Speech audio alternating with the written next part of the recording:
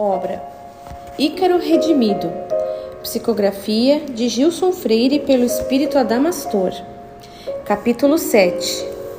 No departamento de embrioterapia.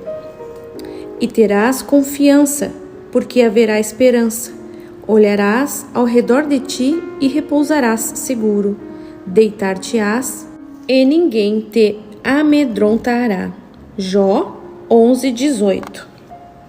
Deixamos a casa de apoio rumo ao departamento de embrioterapia. As intensas atividades noturnas se encerravam em nossa colônia e muitos trabalhadores buscavam o repouso em seus lares, enchendo as ruas de expressiva movimentação. O quadro se assemelha às grandes cidades da terra no fim do expediente diário, mas aqui se verifica o contrário. Aproveita-se o período noturno para o serviço de auxílio aos encarnados que repousam, desligados do corpo físico. O dia nos serve para o recolhimento e o trabalho interno, digamos assim.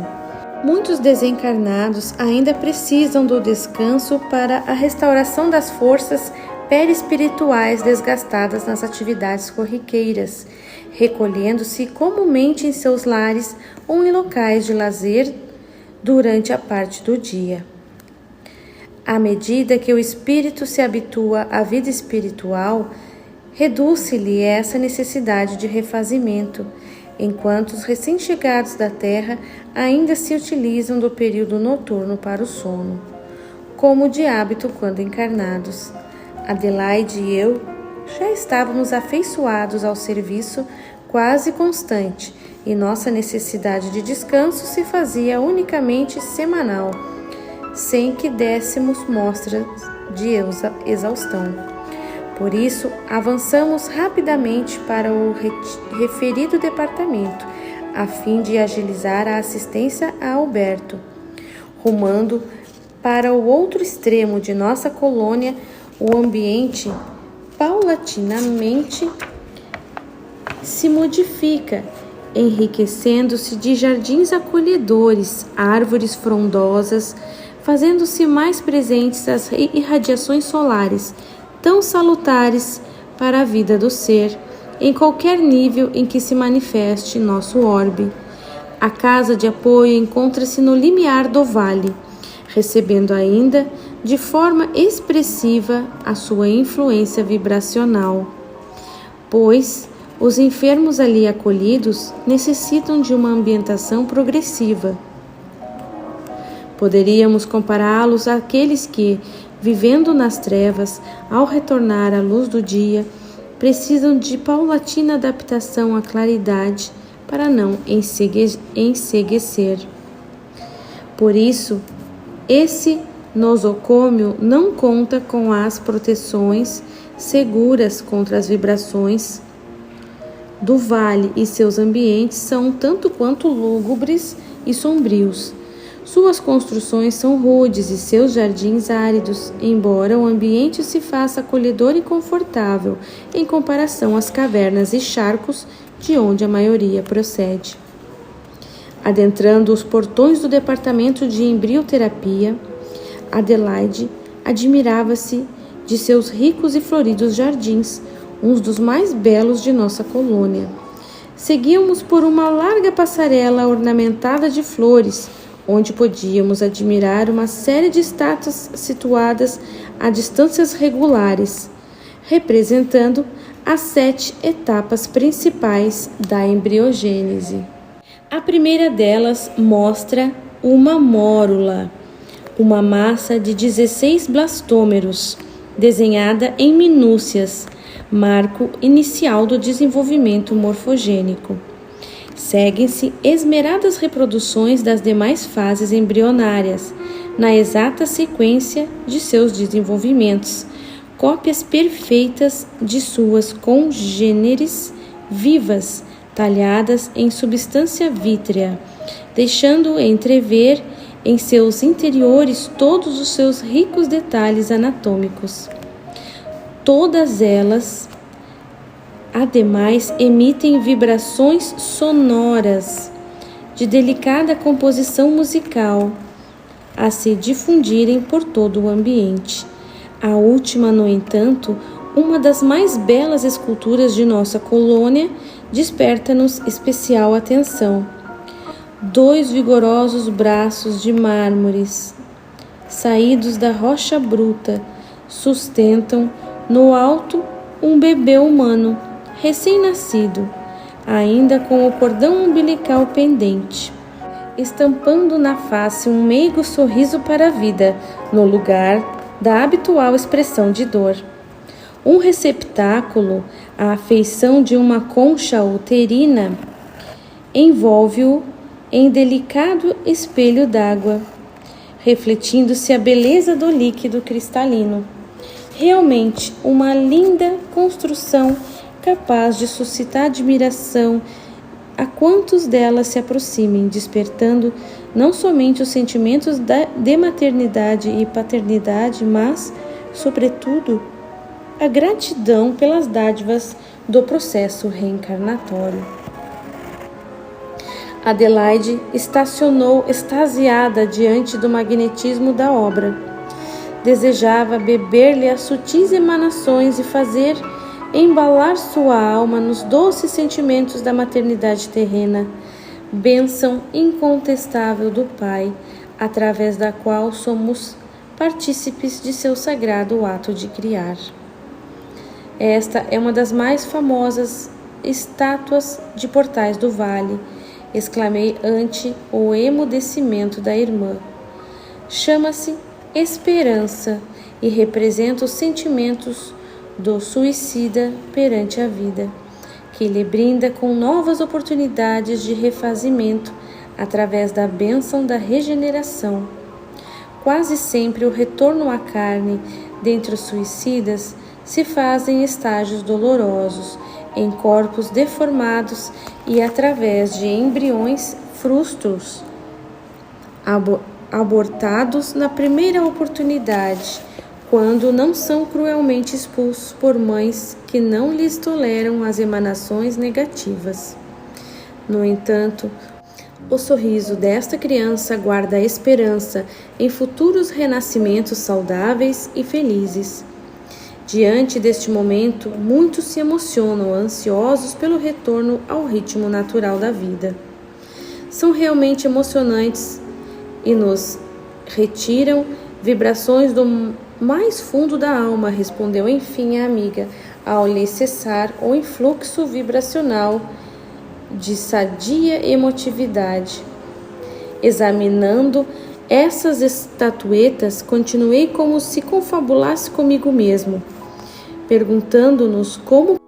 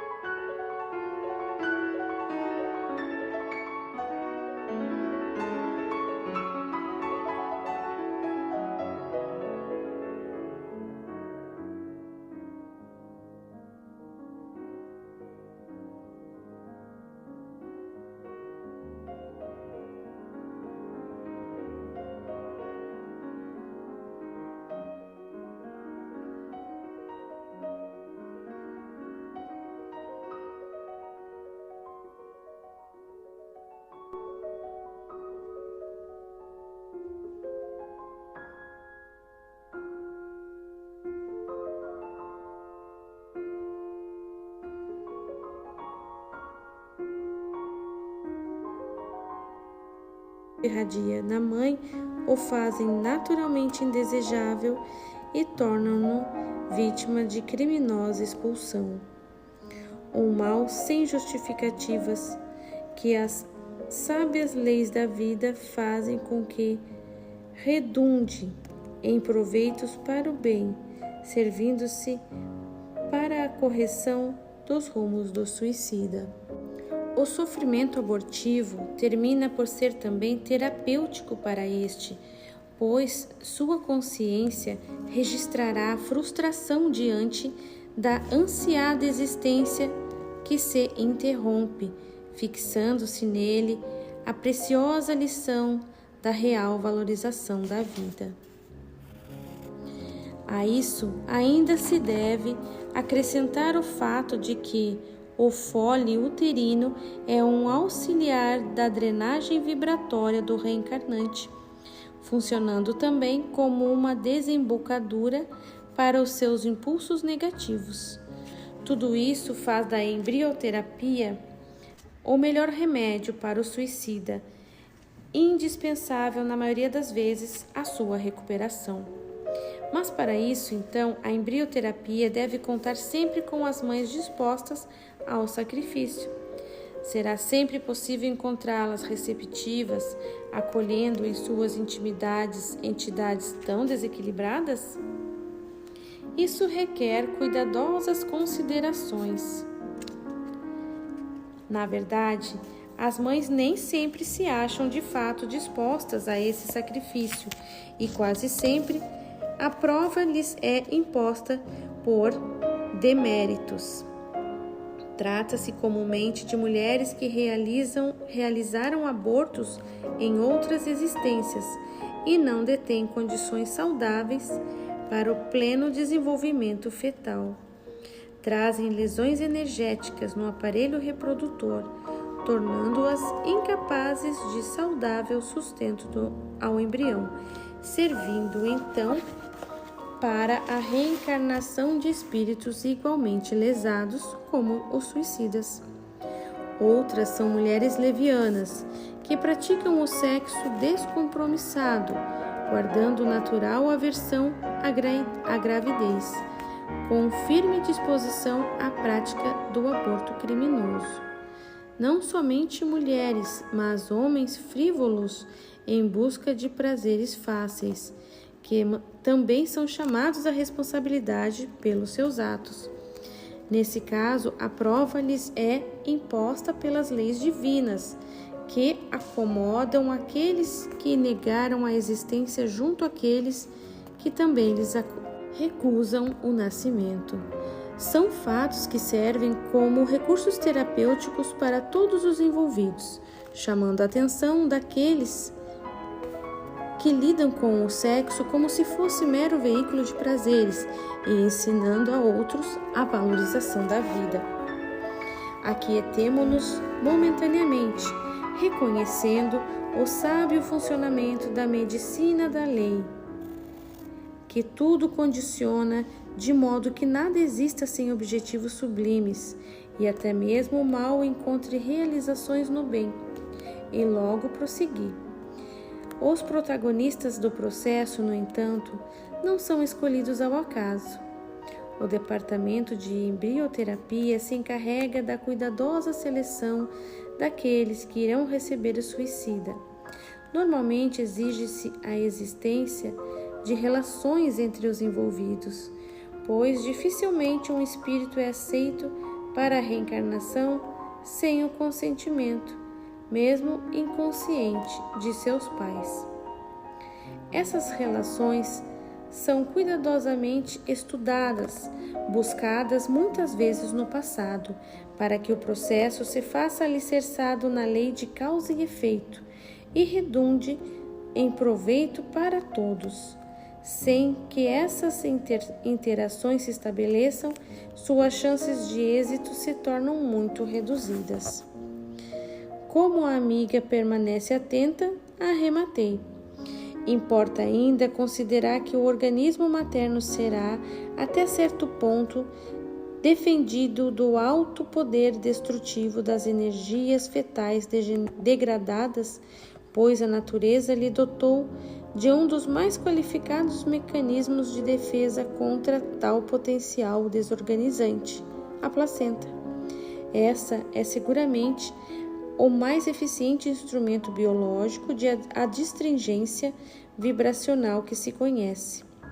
Ao mesmo tempo em que nutre o reencarnante e recolhe seus excretos biológicos, absorve também com sabida ativez as suas energias negativas, impondo-lhes eficazes bloqueios e drenando-as com segurança através da organização materna.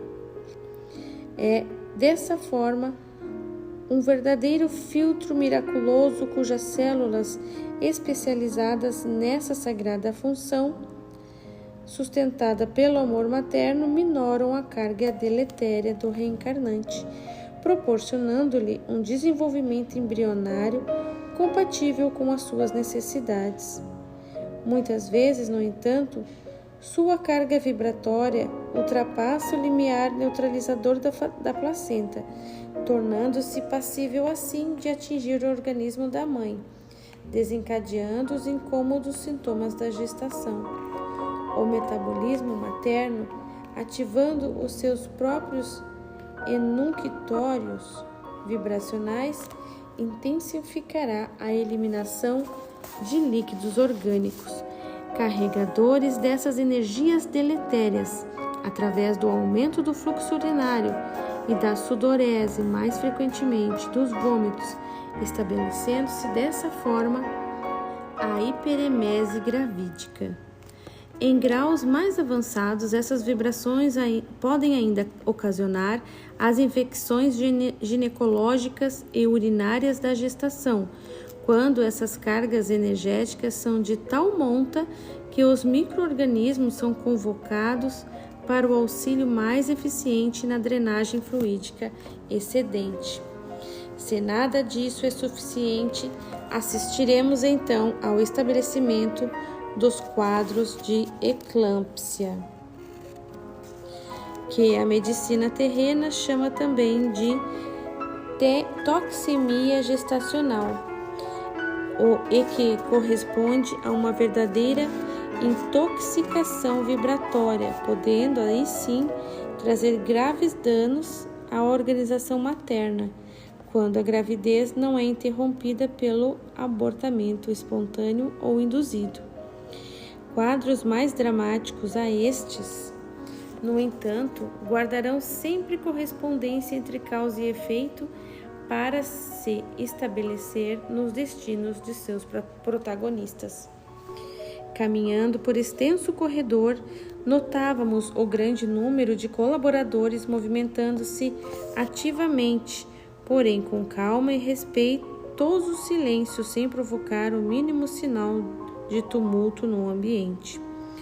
O departamento não somente estabelece as diretrizes da embrioterapia, como prepara, acomoda e acompanha o suicida em sua incursão na carne, até a sua plena libertação do processo autocatalítico.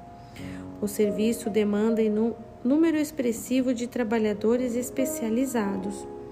Suas enfermarias acolhem ainda os suicidas nos interregnos reencarnatórios, estacionados em delicados estágios em que se apresentam detidos na fase embrionária do desenvolvimento físico, impregnando-se suas malhas perispirituais da aparência de fetos disformos, fenômeno aqui chamado de embrimorfia. Percebendo a extrema curiosidade da irmã, convidei-a para uma rápida visita à Câmara dos Embrioides, como também são conhecidos os embriomorfos, a fim de que pudesse avaliar a delicada condição desses espíritos.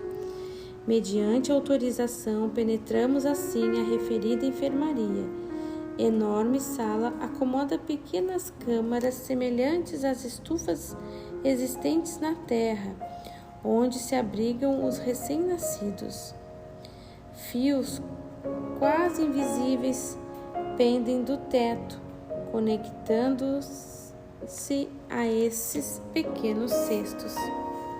São todos espíritos suicidas assistidos pela nossa colônia, voltei a explicar a Adelaide.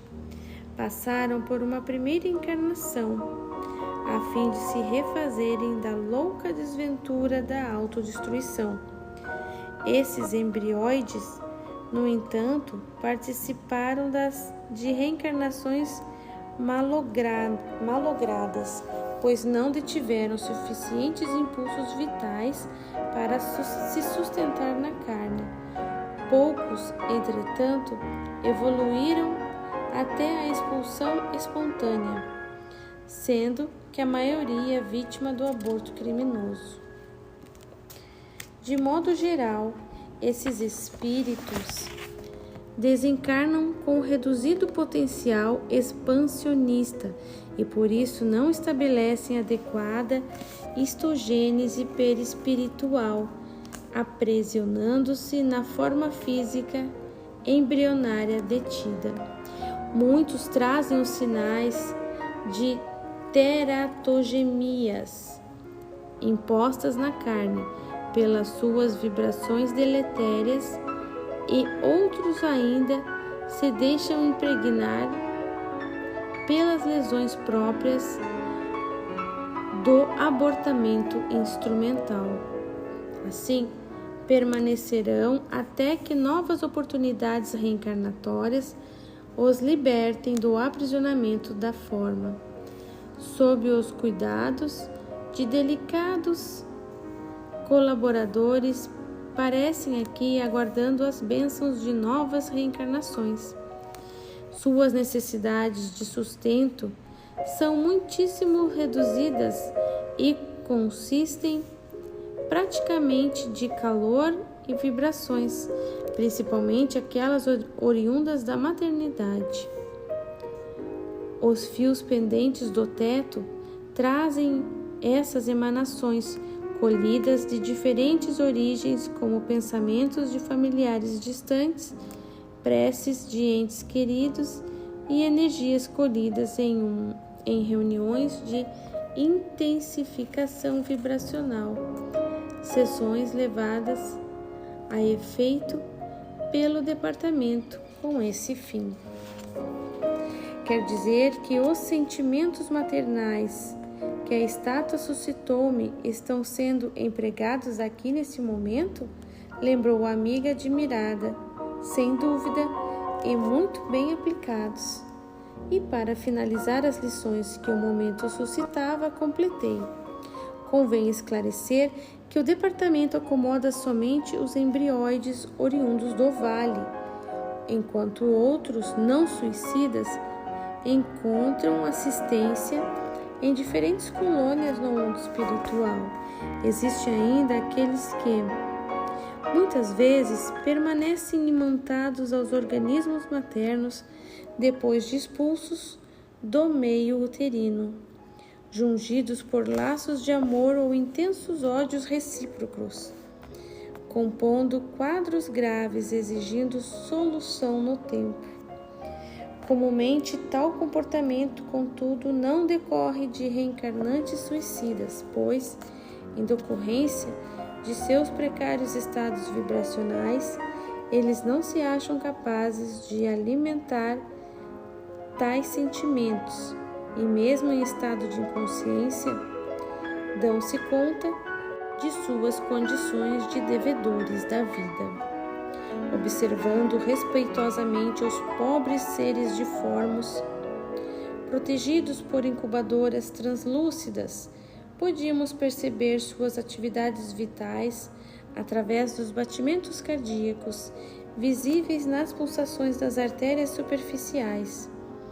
A intensa contração de suas auras, condensadas pela miniaturização, envolve-os em névoa leitosa, deixando-lhes os limites físicos pouco mais precisos. O aborto criminoso, entretanto, ainda ponderei, deve ser considerado como um fator agravante da embriomorfia. Quando o suicida consegue maior permanência no ambiente uterino, pode neutralizar com maior eficiência o seu potencial construtivo, desencarnando em melhores condições de completar satisfatoriamente sua histogênese espiritual. Fato, todavia, diretamente dependente da potenciação espiritual de cada um e dos méritos morais arquivados. Quanto maiores as aquisições evolutivas do indivíduo, maiores são suas possibilidades de refazimento. Penso naquelas que abortaram e hoje se dão conta de haver provocado tanto mal a seres já por si tão infelizes. Como poderemos ajudar a consolar esses corações que caíram? Continuou a irmã, pensando naquelas que praticaram o crime em plena ignorância dos seus atos. Devemos compreender que não são somente as mulheres que abortam. Muitas vezes são elas vítimas da incompreensão de familiares ou de companheiros que não assumem com elas as responsabilidades pela maternidade. Desvalidas e rejeitadas pela sociedade, vêm-se compelidas ao ato por força das circunstâncias e profundas inseguranças diante da vida. Sem considerarmos aquelas que são alvo de estupros ou seduções. Não nos iludamos, os homens também realizam abortos e podem se responsabilizar muito mais pelo ato impensado do que as mulheres.